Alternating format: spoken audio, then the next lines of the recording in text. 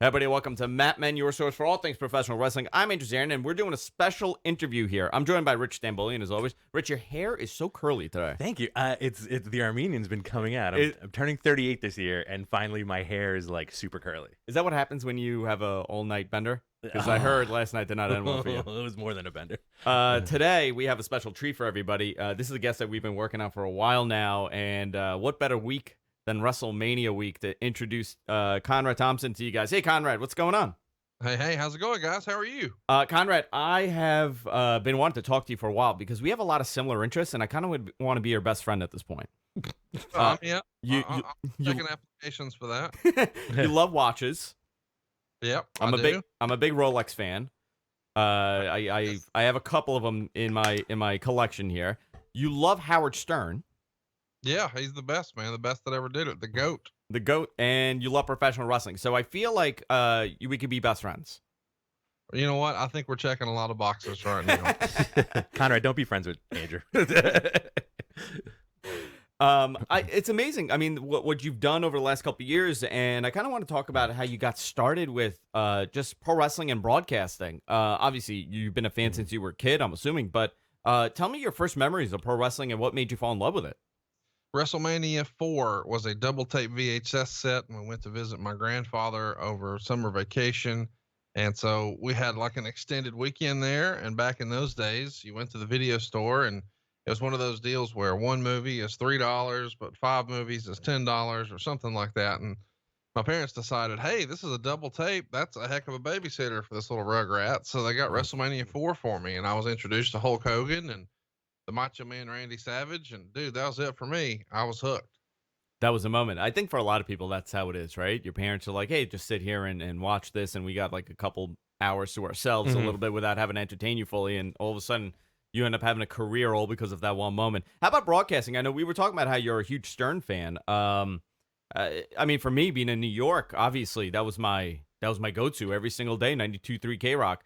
But you've been, I mean, a lifelong listener, essentially, right? Well, not necessarily lifelong because, we didn't get in Howard Stern in Alabama. I live in the Bible Belt, so he didn't have any coverage here at all. But what did happen is file sharing on the internet in the late 90s. And all of a sudden, people started to upload where they had recorded the show right off the radio that day. So I could come home that afternoon after school or college or work or whatever I was doing and download that day's Howard Stern. So I started listening pretty religiously there. And then, of course, it changed everything when satellite radio became a thing and I could listen live, and I still listen every day. Same here. You've kind of turned this your passions into a career. I know that you have your career. You had a career long before this, but give me your introduction to podcasting and how you kind of went into that. I know a little bit about it, but I don't know if a lot of people know how you got introduced to this concept of doing exactly what you're doing right now. Well, a total accident. I have a mortgage company here in Alabama, and I've been promoting it on the radio and TV for about 10 years or so. And part of my marketing strategy was to do a live radio call in during morning drive time and afternoon drive time where I would just ham it up with the jocks. It makes me feel like I'm part of the show and it's not just a regular ad read. So, they wouldn't just put me in between like a commercial for a bar and our car dealership. They would welcome their friend Conrad to the show, and we would talk about whatever some stupid guy in Florida did with an alligator this weekend or whatever was stupid news. And then I would find a clever way to transition into a mortgage commercial.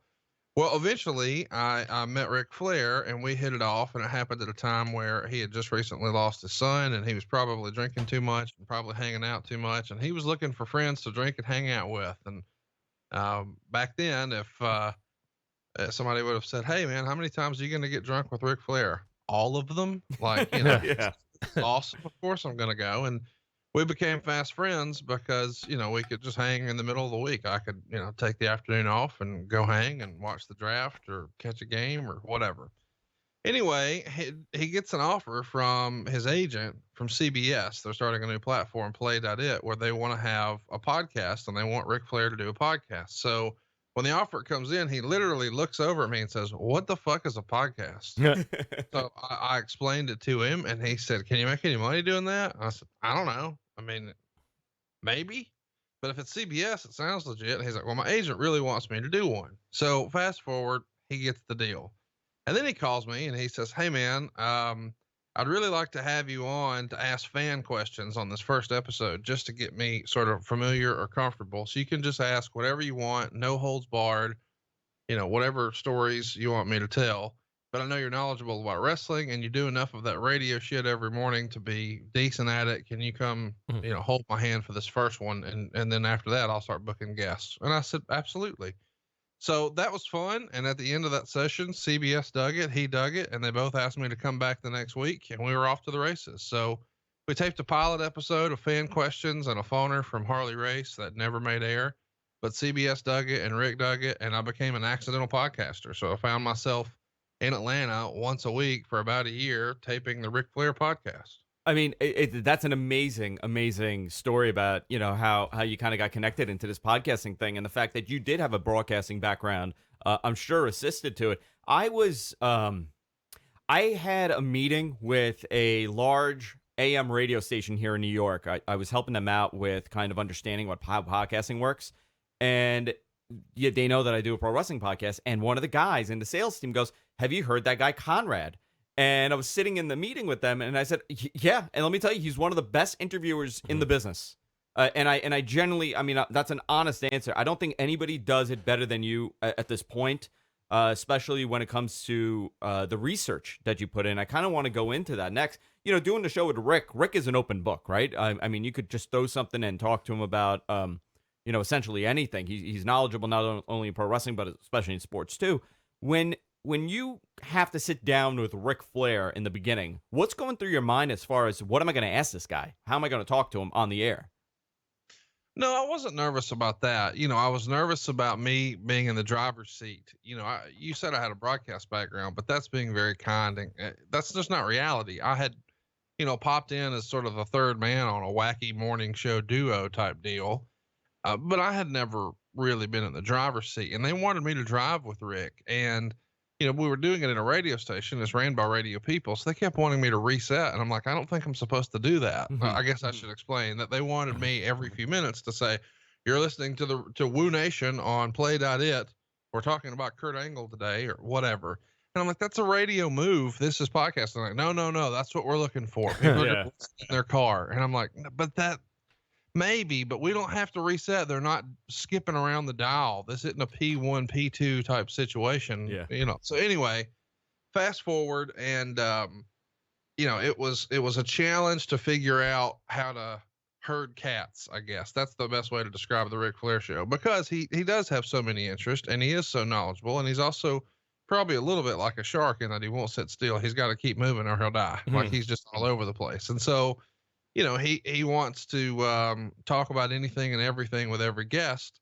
And sometimes that can be difficult if you're not on that same wavelength with him. And that was a concern of mine with the listeners, that we needed to sort of stay on this one track. And that's become a lot easier in my show since. But, Rick wanted to do what Rick wanted to do. And he certainly has been successful doing that. So who was I to argue? So I was there to try to the best of my abilities, keep the train on the track. That was a fun show, the one between you. That's when I first heard you on a podcast, and I was like, who is this Conrad guy? And then it quickly became, oh, this guy's pretty good. And then I started following you.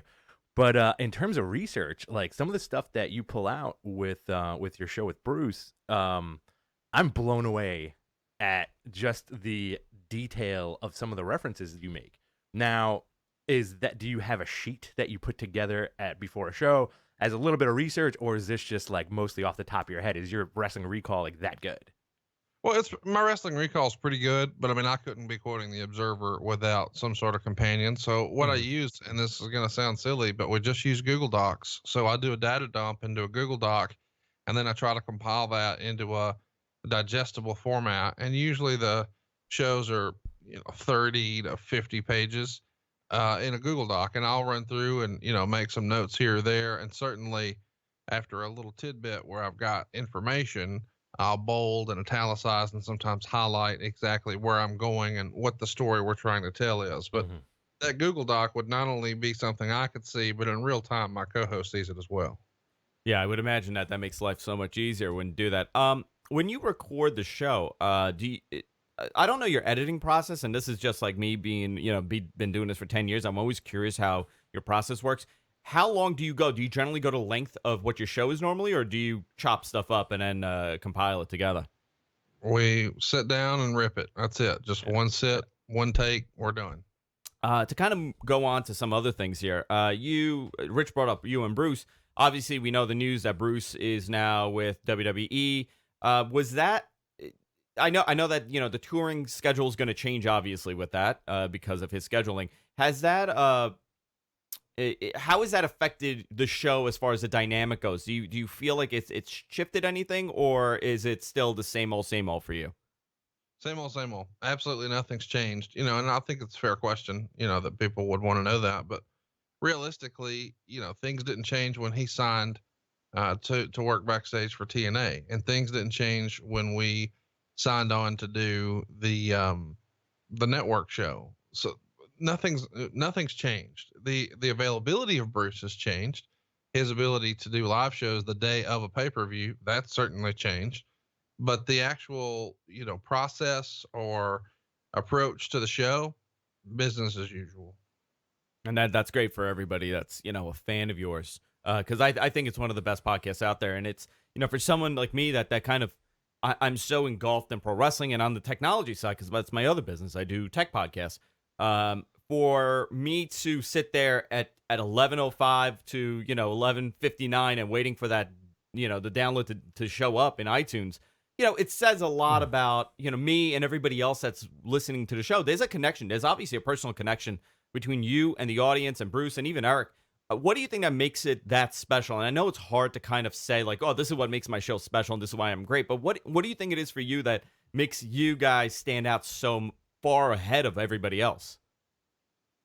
I think a lot of it is I'm a fan on the podcast, and I'm a fan in real life too. I'm just saying that's my role on the show as a fan. So I'm sort of the voice of the listener because I really do consider myself the first listener. And so many other, wrestling personality podcasts are just the star. And I feel like a lot of times when you've been in the business so long, sometimes you can't see the forest for the trees. So you take for granted what a fan may be thinking about this because you're so far in it, you can't possibly think that way. And I think some of it is the old school mentality of if you build it, they will come. And they just assume, I'm not saying everyone, but I think a lot of wrestling personalities assume that if we just say that we're going to be there and that we're going to talk, people will show up. And that was true for like the first few Ric Flair shows, but what's going to keep them coming back for more Ric Flair shows is the content. It's got to be good. And I think I have a leg up on all the other podcasts that are just with wrestling personalities and no fans, because I have a better idea of what the fans want to hear because I am one. So I think that's really the differentiator. And, there's some salesmanship involved in what we do. When we do a poll, we're empowering the audience to tell us what they want. And can you imagine the internet would melt if Vince McMahon said next year's WrestleMania main event will be decided by the fans. We're going to put a poll on Twitter and whatever you guys vote for, that's what the match is.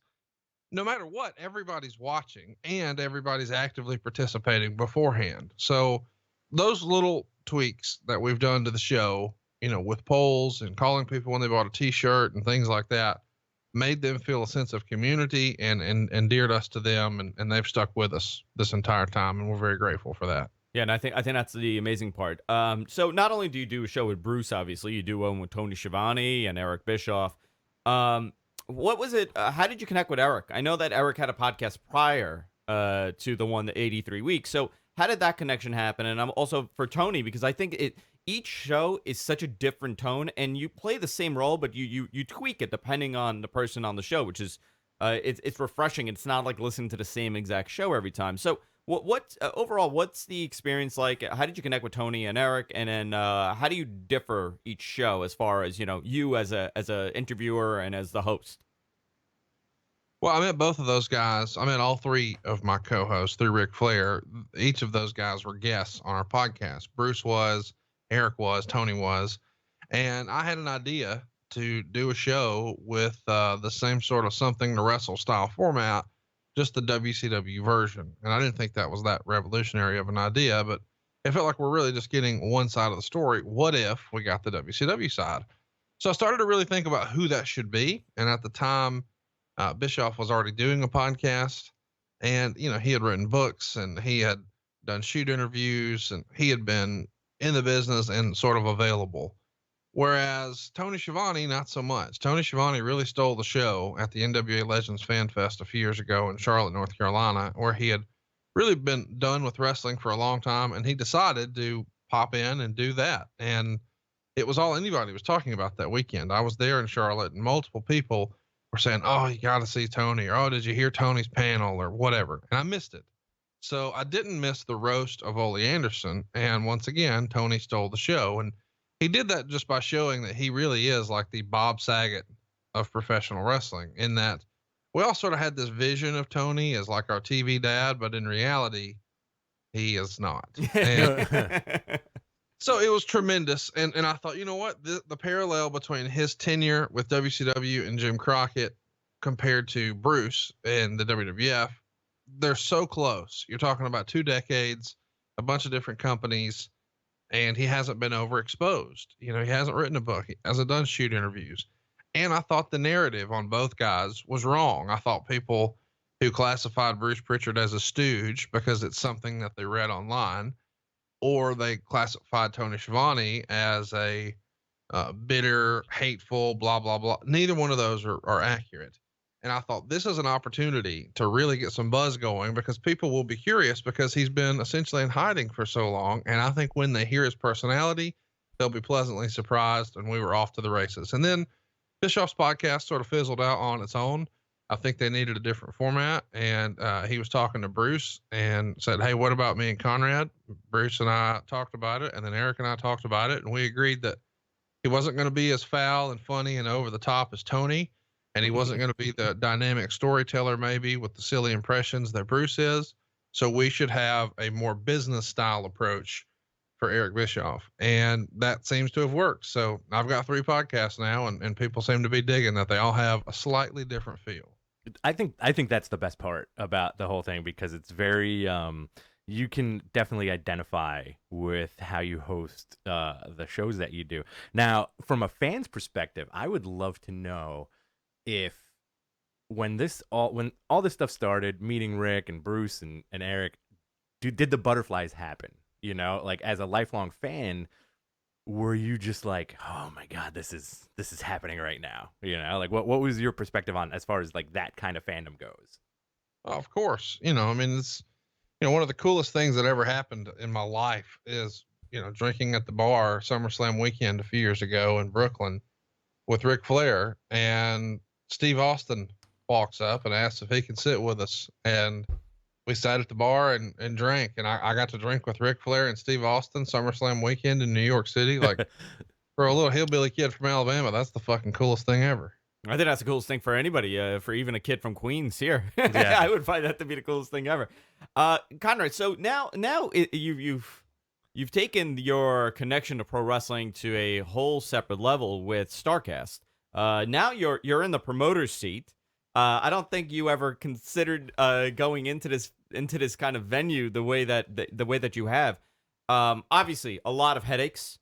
But you've been an entrepreneur and a businessman for many, many years. So for you, it's a little bit different than somebody just a podcaster or a broadcaster jumping into this.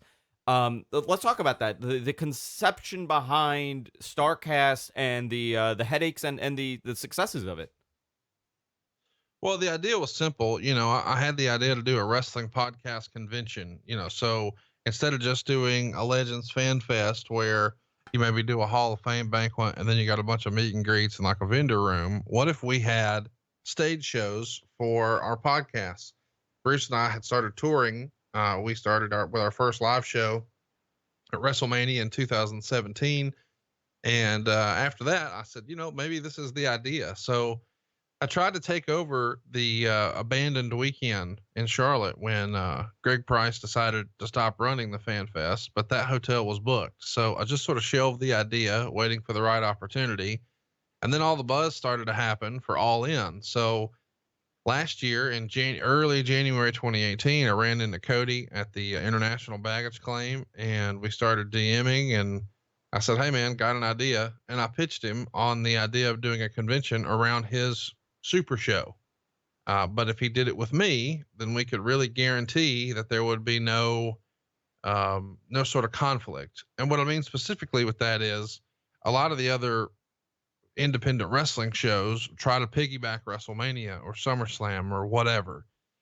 And even, the biggest convention that there is WrestleCon. For years and years, it's been in the WrestleMania host city, but they also have a high spot sort of super show. And I didn't want to run wrestling. I didn't want the liability. I didn't want the hassle. I just didn't want to deal with it logistically. I just wanted to do meet and greets, have a vendor room, and do stage shows. So they liked that idea. And I presented some rather unique ideas, like the eat and greet and the weigh-in and the press conference. That stuff normally doesn't happen in wrestling. And they loved it. So, with their support, we rolled it out. It was my first time doing it. I thought, man, if I could get 600 or 800 people here, that would be tremendous. And we sold 11,000 tickets. So when I really did think that was it. It was one and done and never to be heard of again, because I just assumed when everybody's contract ends, they're all going to the WWE, and hey, we had a fun memory, and I got a keychain, so that was cool. and then that didn't happen. All Elite happened, and when I started to hear that, hey, this is really probably going to be a thing, and we're thinking about doing the show here or Las Vegas, I said, well, if you're asking if I'm in, they're like, absolutely. Will you do it again? Yes, I'll do it again. So here we are, and I've bitten off more than I can chew once again. But this time we're bringing it to Caesar's Palace, which is pretty cool as a longtime wrestling fan. That's awesome. I do think, as a fan, you should have called Starcast Con, like the Conrad convention. Oh my God! Listen to you. Listen, I'm into that. I would go to Con. Oh, me too. I would 100% go to Con. So, you are now, you're in the videos for AEW. A lot of people kind of want to know, what's your involvement? I mean, do you have an involvement? What's your involvement? Do you want to have an involvement going forward with this?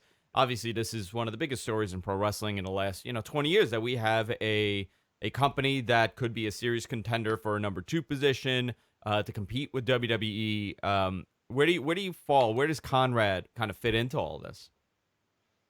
I'm just a fan, and I'm just a friend of these guys.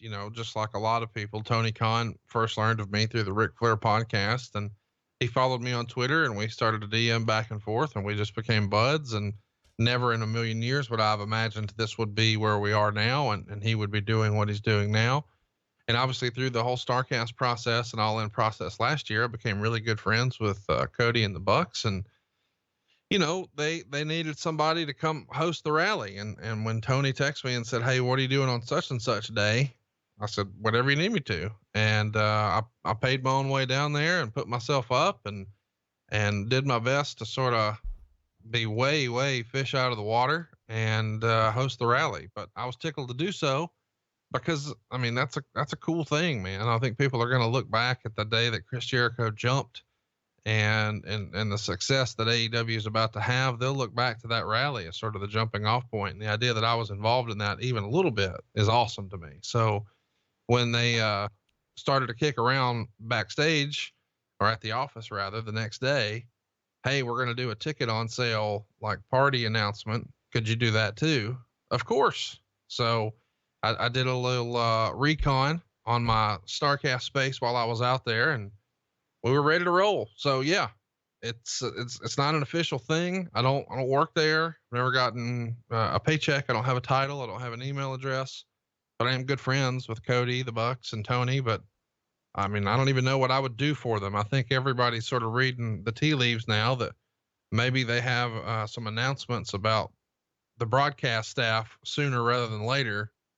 That's not me. I know that the internet speculates that I'm going to be the AEW play-by-play guy or color. I've never done that. I'm not good at that. Like, it's so hard. Yeah. Conrad, I've done it. It's not as easy. And these guys that do it well, or even just do it, somewhat well, it takes so much talent to be able to do that. I totally understand that. Well, I mean, here's the thing about commentating. Like, if it's good, then people notice. But if it's just average or, normal or, what you expect, then you really don't even notice that it's there. but if it's bad, it's all anybody talks about. So the idea that there's really no upside, and this can only go poorly. Like if you do your job well, no one notices. But if you don't do it well, it's all anyone talks about, and it ruins the show for everyone. Okay, I'm out. Odd gets me from the beginning. I want nothing to do with that. But that doesn't mean that, they ever needed me anyway. I think, well, you can figure it out. Yeah, I have like a little bit of a comment and also a kind of supplementary question that goes with this. During the Double or Nothing rally, personally, I would have loved it if you gorilla pressed MJF into the pool. I think that would have been hysterical. And saying that, if you were ever approached and somebody was like, "Hey, Conrad, would you, by any chance, want to get into the ring and do something physical?" What would your answer be? No. I mean, that's not my place. I'm not supposed to be there. I'm a fan. The idea that, I didn't call the convention thing Con, and I don't put myself on the poster, and I don't, even when there's like all the different panels announced on like our new app or whatever, or on the Superstar page, I'm not on there. I'm a fan. I'm not supposed to be there. I'm just, I have a good idea of what we want, but the idea that I'm supposed to be on the other side of the guardrail, not so much. That being said, I'll whoop MJF's ass in real life. I think everybody knows that, but just, in the ring, nah, I don't want to do it under the lights, but if he wants to hook up in the parking lot at Caesars, I'm ready. What you just said, it makes, I think, adds to the fact that you are one of the most endearing hosts on the internet at this point. Like it's a wonderful journey that you're on. And I think like do you think it's like it's just beginning, because it's okay, I did the Ric Flair podcast, okay, I'm doing a thing with Bruce, I'm doing a thing with Tony, and then there's AEW stuff, and then Starrcast, Starrcast II. Where do you see it going? Like this, from my perspective, our perspective, I think the sky's the limit for you. Well, that's nice of you to say. I've got this group chat on Twitter. It's all of my friends in the wrestling world, just all over. And so there's probably, nobody in wrestling, well, maybe one guy, but like a dozen or so of my wrestling buddies. And most of the people listening to this have what they would probably call their wrestling buddy.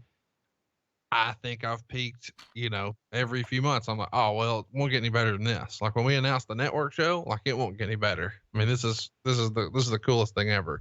And then when we started doing live shows, like, oh man, we just sold out in New York City, like that, we'll never do anything bigger. Or when Barclays called and said, hey, will you do a show after, after the net game? Oh, are you kidding? Yes, we'll never do anything bigger than this. This is the coolest thing. And we just keep finding new highs. So yeah, I'd like to hope that it lasts forever, but realistically, that's the reason I'm still doing mortgages. I realized that podcasting wasn't really a thing 10 years ago, and it may not really be a thing 10 years from now, but mortgages still will be. So I'm going to ride it while I got it, but I realize this is going to come to an end at some point. Listen, don't say that, because this is my livelihood. Podcasting has been the last 10 years. It's not been a bad ride for me.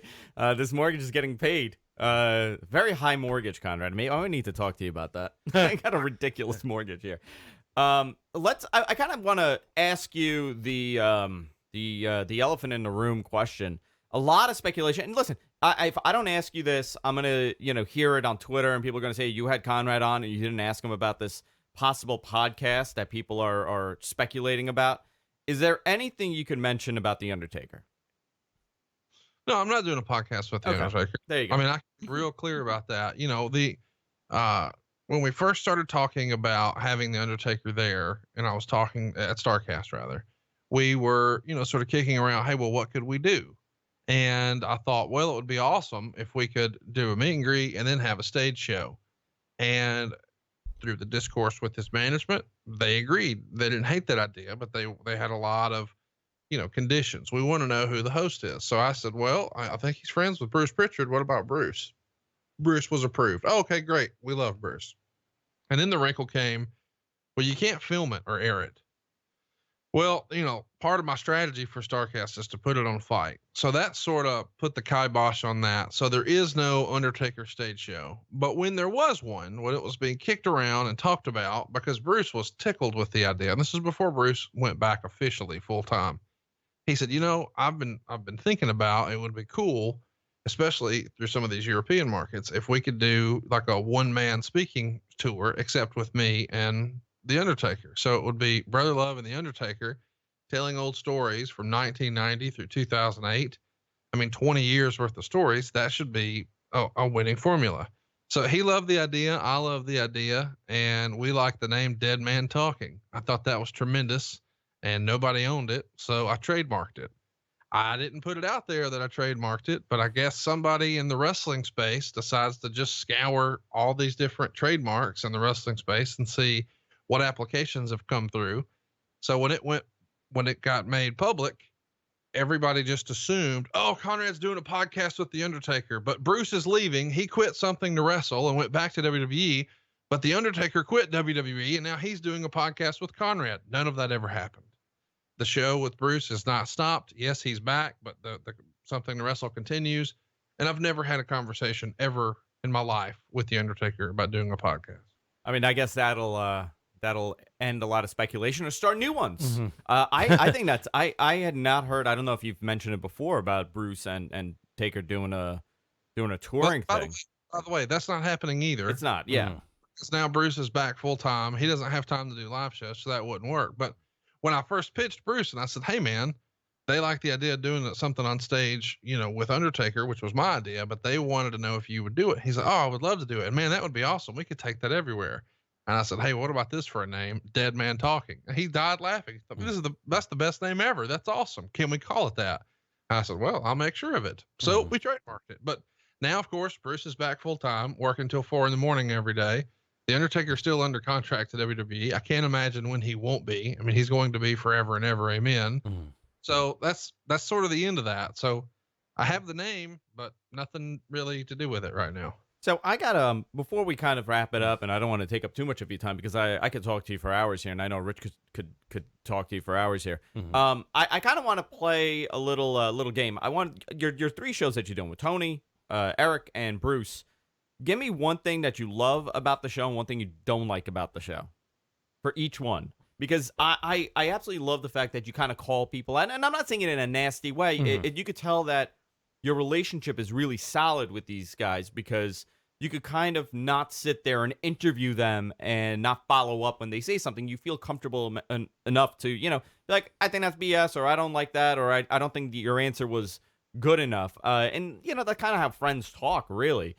Give me 3, one of each that you like and dislike. Well, I mean, I wish Tony Schiavone remembered anything he ever did ever in his life. He doesn't remember anything. So that's the thing I don't like. But the thing I enjoy the most is just our camaraderie in that he is willing to really try anything. So I can be really outlandish and really crazy and almost Howard Stern-like with him and really push the envelope of taste and decency, and he'll double down, and that's fun. So those are the pros and cons of working with Tony. I guess with Eric, it's that, I wish Eric could be, my favorite thing about Eric is that you get so much about the business of professional wrestling and a real peer into the way a major television company worked. And most people would say, well, I don't really care about that. But that's what WCW was. WCW was a television product owned by a television company. It wasn't a wrestling company. And that becomes more and more apparent when you listen to Eric talk. And I think that's probably the best part. The worst part about Eric, though, is, sometimes I'll ask Eric what time it is and he'll tell me how to make a damn watch. And that part gets frustrating because he'll just get on a rant and sometimes he'll say, hey, what was the question again? Because he'd been talking so long about this other stuff that he sidebarred on that he doesn't remember what the question is. The best part about working with Bruce is, without question, his ability to tell a story and weave in silly impressions and just add another layer and another dimension. The worst thing is that sometimes he just refuses. I mean, he draws a line in the sand, and it's a silly line some of the times, about what he'll acknowledge and what he won't acknowledge. And, some of that stuff is just so easy, and the listener can just see right through it. But He just wants to argue it because that's sort of the company line. And that's not a new thing, by the way.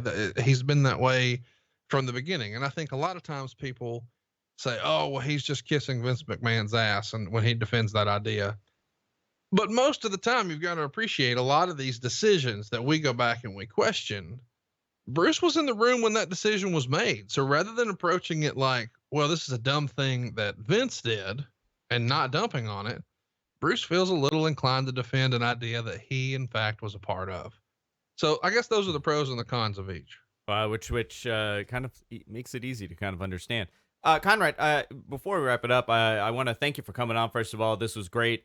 I know you're in New York next week. Are you going to any shows other than, doing whatever you're doing? I mean, you're going to be a busy guy the whole week. So is there anything that you're looking forward to seeing? I've got to shoot a lot of video on Friday and Saturday, so that's going to take up most of my time those days. But if there's something going on Thursday night, and I think my buddy Mikey from Black Label Pro is putting on a show, I'll try to check that out. But I would love to see one of Joey Janela's spring breaks. I've been invited every year and never been able to make it. I'm making a promise to myself that I'm going to get to at least one of those this year. I do have tickets to NXT, and I've got tickets to the Ring of Honor show. I don't know that I'll be able to make both of those, but I definitely want to check out one of them. My wife's never been to Madison Square Garden, so that could be fun. And then, I've got to go to WrestleMania.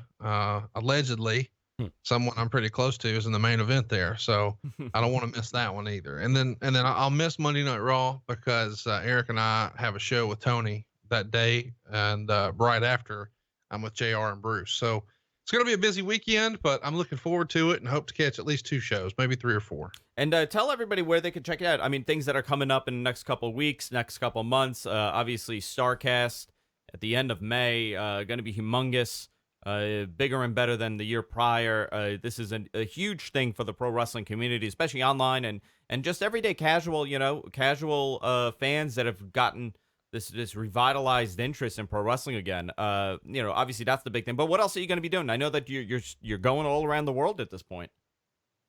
We are. I'm actually going to be able to take a little bit of a break from live shows and just focus on Starcast though after WrestleMania weekend. But if you haven't made plans to see one of our shows, you should. Our show with Bruce is going to be our last one in New York, and certainly the last time that Bruce and JR will be on stage together. Tickets are on sale right now at bruceprichard.com. And if you're going to be in the area and you're going to be checking out Monday Night Raw, you should definitely come to this. It's right after Raw, just a couple of steps from Barclays. It's really easy to handle. And then before that show, Tony and Eric and I are going to be in the same area right there in Brooklyn, a couple of steps away from Barclays. You'll be able to walk right from our building straight over to Monday Night Raw. Tickets for that one are on sale now at WHW83.com. Like What Happened When, 83 Weeks. It's a super show. WHW83.com. And Starcast.com, man, that's it. Las Vegas. It's going to be the very last Something to Wrestle live with Bruce Prichard. It's the only one we're ever going to do that's going to be live because it's going to be carried on Fight as well. So if you can't make it to Las Vegas, you can check it out at StarcastOnFight.com. And remember, there's 2 R's in Starcast, just like there was 2 R's in Starcade back in the day. So StarcastOnFight.com. Excellent. Guys, this was a pleasure for us, and we're looking forward to this. Maybe we'll run into each other. I'm going to be all around next week. I got to film a whole bunch of stuff next week. So maybe we'll bump in. And I have a question for you. I'm going to save this when we stop recording. I got a message from a friend that ran into you in Vegas. I'm going to bring it up. Cool. I'm going to bring it up off the. I'm going to leave everybody with a teaser. Guys, if you enjoy the show, remember to subscribe. We do a show every Thursday on the 10 a.m. East on gfqlive.tv. We're everywhere podcasts are available, and we'll see you all next time. Take care. Later.